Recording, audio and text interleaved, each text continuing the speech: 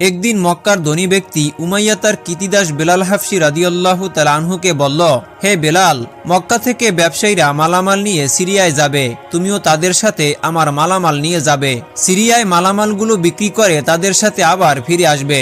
মুনিবের নির্দেশ পেয়ে বেলাল হাফসি রাদিয়াল্লাহু তাআলা আনহু কাফেলার সাথে সিরিয়ার উদ্দেশ্যে রওনা দিল। ওই কাফেলায় মক্কার ধনী ব্যবসায়ী হযরত আবু বকর রাদিয়াল্লাহু তাআলা আনহু ছিলেন, কিন্তু তখনও তিনি মুসলমান হননি, কারণ হযরত মুহাম্মদ সাল্লাল্লাহু আলাইহি ওয়াসাল্লাম তখনও নবুয়তের দায়িত্ব পাননি। তারা পথ চলতে চলতে ক্লান্ত হয়ে এক স্থানে বিশ্রামের জন্য থেমে গেলেন। তারপর ক্লান্ত লোকদেরকে বেলাল হাফসি রাদিয়াল্লাহু তাআলা আনহু মধুর সুরে গান গেয়ে আনন্দ দিচ্ছিলেন। বেলালের কণ্ঠে মুগ্ধ হয়ে হযরত আবু বকর রাদিয়াল্লাহু তাআলা আনহু এগিয়ে এসে তার সাথে কিছুক্ষণ আলাপচারিতা করলেন। আলাপ করার সময় হযরত আবু বকর রাদিয়াল্লাহু তাআলা আনহু বেলাল হাফসি রাদিয়াল্লাহু তাআলা আনহুর কতগুলো গুণের প্রশংসা করলেন। হযরত আবু বকর রাদিয়াল্লাহু তাআলা আনহু বেলাল রাদিয়াল্লাহু তাআলা আনহুর প্রতি আকৃষ্ট হয়ে গেলেন। তারপর বিশ্রাম শেষে তারা পুনরায় চলতে শুরু করলেন।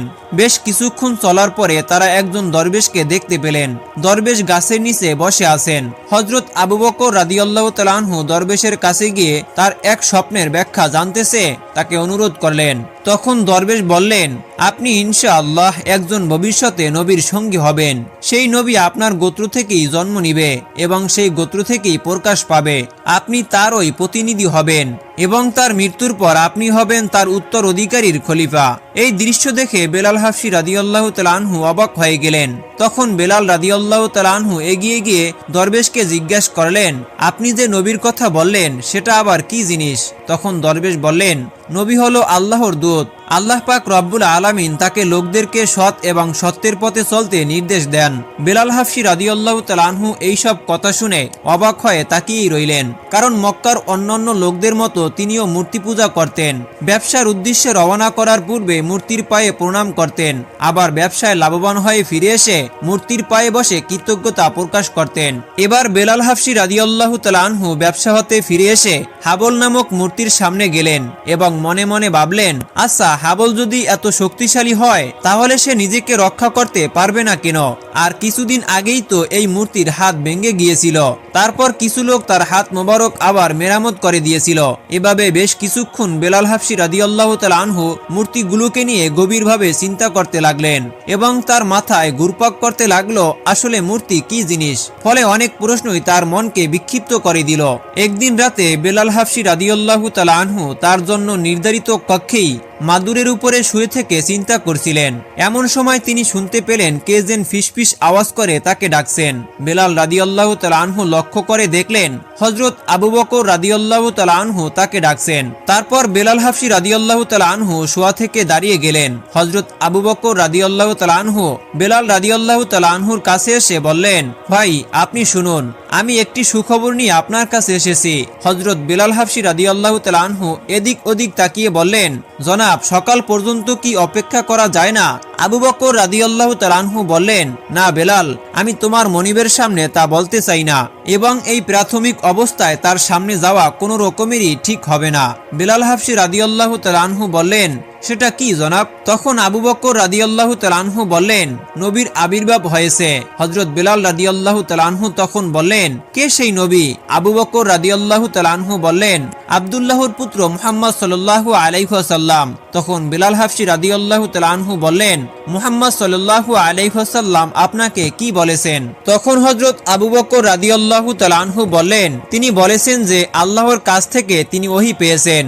আল্লাহ পাক রব্বুল আলামিন তার বিশ্বাসীদের কাছে বাণী পৌঁছে দিতে এবং অবিশ্বাসীদের সতর্ক করে দিতে তাকে নির্দেশ দিয়েছেন। তখন হযরত বেলাল হাফসি রাদিয়াল্লাহু তাআলা আনহু কিছুক্ষণ চুপ করে তারপরে আবার প্রশ্ন করলেন, জনাব, যদি কিছু মনে না করেন তাহলে আমার জানতে ইচ্ছা করছে যে তিনি আর কি কি আপনাকে বলছে।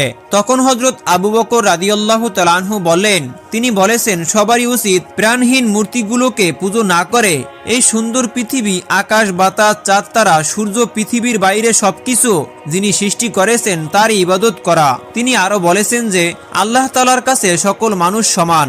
কেবলমাত্র সৎ এবং ভালো কাজের মাধ্যমে মানুষ নিজের এবং অন্যদের কল্যাণ সমাধান করতে পারে। তিনি গরিবদের প্রতি দরদি এবং সহানুভূতিশীল হতে বলেছেন। হযরত বেলাল হাফসি রাদিয়াল্লাহু তাআলা আনহু বেশ কিছুক্ষণ চুপ করেই রইলেন। আস্তে আস্তে তার মনের পরিবর্তন হতে থাকলো। ফলে এক আল্লাহর প্রতি তার বিশ্বাস জন্ম হয়ে গেল। অতঃপর হযরত আবু বকর রাদিয়াল্লাহু তাআলা আনহু বললেন, আগামীকাল আমি তোমাকে নিয়ে হযরত মুহাম্মদ সাল্লাল্লাহু আলাইহি ওয়াসাল্লামের দরবারে হাজির হব। আল্লাহ পাক রব্বুল আলামিন আমাদেরকে কবুল করুন।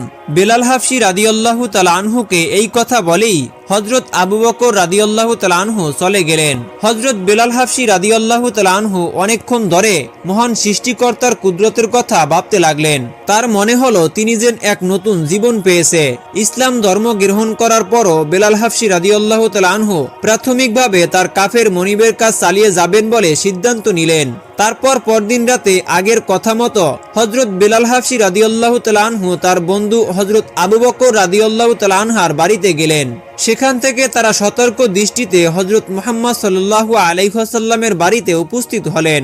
হযরত বেলাল হাবশী রাদিয়াল্লাহু তাআলা আনহুর দৃষ্টি যখন মহানবী হযরত মুহাম্মদ সাল্লাল্লাহু আলাইহি ওয়াসাল্লামের উপরে পড়ল, তিনি যখন কানে শুনলেন আহ্বান করা মধুর সুর, তখন হযরত বেলাল হাবশী রাদিয়াল্লাহু তাআলা আনহুর বুকে এক অদ্ভুত ভালোবাসা এবং আবেগের সঞ্চার হলো। হযরত বেলাল হাবশী রাদিয়াল্লাহু তাআলা আনহু হযরত মুহাম্মদ সাল্লাল্লাহু আলাইহি ওয়াসাল্লামের পাশে বসলেন। রাসূলুল্লাহ সাল্লাল্লাহু আলাইহি ওয়াসাল্লামের পাশে কৃতদাস মানুষের মতো নয়, বরং একজন মর্যাদাবান সম্মানের অধিকারী মানুষের ন্যায় বসলেন। হযরত মুহাম্মদ সাল্লাল্লাহু আলাইহি ওয়াসাল্লামের সামনে তিনি উচ্চারণ করলেন, আশহাদু আল্লা ইলাহা ইল্লাল্লাহু ওয়াহদাহু লা শারীকা লাহু ওয়া আশহাদু আন্না মুহাম্মাদান আবদুহু ওয়া রাসূলুহু। এবং তিনি হযরত মুহাম্মদ সাল্লাল্লাহু আলাইহি ওয়াসাল্লামের সামনেই ইসলাম ধর্ম গ্রহণ করলেন। সুবহানাল্লাহ, সুবহানাল্লাহ। হযরত মুহাম্মদ সাল্লাল্লাহু আলাইহি ওয়াসাল্লামের সাথে কথা বলে হযরত বেলাল হাবশী রাদিয়াল্লাহু তাআলা আনহুর মন আনন্দে ভরে গেল। তিনি আনন্দে আত্মহারা হয়ে পড়লেন। এমন আনন্দ এর পূর্বে তিনি আর কখনো অনুভব করেনি। তারপর সকাল হবার আগেই হযরত বেলাল হাবশী রাদিয়াল্লাহু তাআলা আনহু তার ঘরে ফিরে আসলেন এবং গভীর নিদ্রায় শায়িত হলেন। সকালবেলা বেলাল হাবশী রাদিয়াল্লাহু তাআলা আনহু মনিবের কাজ স্বাভাবিকভাবেই করতে শুরু করলেন। কিন্তু রাতের বেলা সবাই যখন ঘুমিয়ে যায়, তখন হযরত বেলাল হাবশী রাদিয়াল্লাহু তাআলা আনহু গোপনে বাসা থেকে বের হয়ে ছুটে আসেন রাসূলুল্লাহ সাল্লাল্লাহু আলাইহি ওয়াসাল্লামের কাছে। তারপর রাসূল আকরাম সাল্লাল্লাহু আলাইহি ওয়াসাল্লামের মহামূল্যবান বাণী শোনেন এবং অল্প কয়েকজন মিলে তারা নামাজ আদায় করতেন এবং সকাল হওয়ার পূর্বেই তিনি বিছানায় ফিরে যেতেন।